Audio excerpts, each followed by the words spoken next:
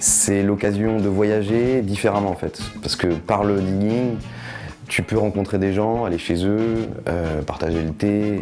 C'est des histoires que tu peux pas avoir en tant que touriste de base. Et le disque en fait permet de rentrer chez les gens en fait. Parce que c'est hyper intime par rapport à leur collection de disques, etc. et autres.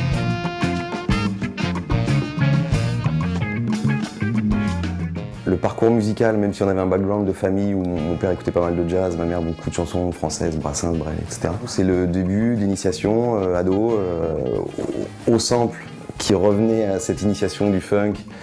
Et puis la génération hip-hop, moi j'ai 40 balais là, donc du coup ce petit créneau, 88-89, le début des achats de disques à Montparnasse, les premiers concerts et les premiers voyages à New York. On plonge dedans, on était 2-3 potes complètement fanatisés. Hypnotisé par cette musique. Et ces musiques, en fait, c'est ça l'avantage de cette culture, c'est qu'elle regroupait du jazz, de la soul, du funk, à vouloir toujours chercher plus. C'est un processus qui m'amène au début mi-90 à découvrir l'afro. Et donc du coup, les premiers voyages à la recherche de disques, parce qu'à l'époque, dans les années 70, très peu exporté, et donc moi je retrouve dans cette musique la quintessence de toutes les musiques. Il y a du jazz, de la soul, du funk, du hip-hop nigérian en 80 et ça correspondait à notre recherche de samples illimitée, c'était une suite quoi.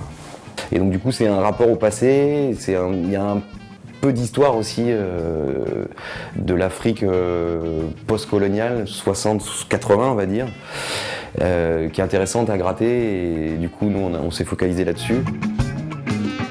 La façon dont tu voyages, la façon dont tu partages les choses, la façon... Tu peux pas sauver le monde aussi à toi tout seul. Après, l'idée, c'est d'être assez clean sur place, de partager, de pas trop juger les pratiques locales, etc. D'essayer d'être assez discret aussi par rapport à ça. Après, par rapport au label et au disque, justement, nous, on essaye de faire des avances, entre guillemets, un mode de vie occidental, donc ce qui représente des sommes cool pour les locaux, ce qui est normal, hein, c'est juste la légalité, mais après pour le voyage, oui, c'est la façon dont tu regardes l'autre en fait, c'est ne pas être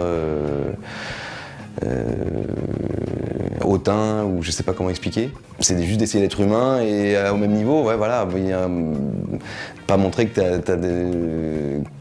t'as plus de thunes ou pas, parce que justement ça n'a pas grand intérêt là-bas, quoi. C'est eux qui t'apportent plus de choses de fait par rapport à la culture locale, les plans, la bouffe, essayer d'expliquer, de comprendre localement les gens. Moi je reste convaincu que la musique, la musique parle d'elle-même. Si ça sonne, tu prends, t'écoutes, tu joues ou tu réédites. C'est la musique d'abord, quoi.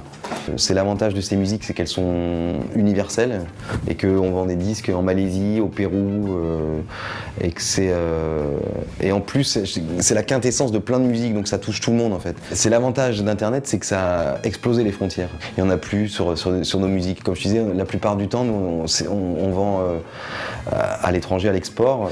Le seul problème qu'on a, c'est que médiatiquement, c'est pas mis en avant ou c'est mal synchronisé, mais c'est des trésors musicaux infinis.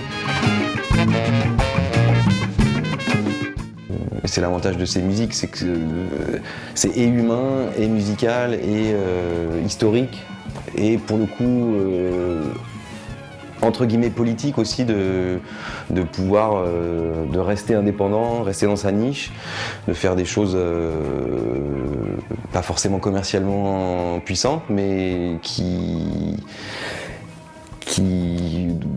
le faire, quoi, pour la culture, quoi.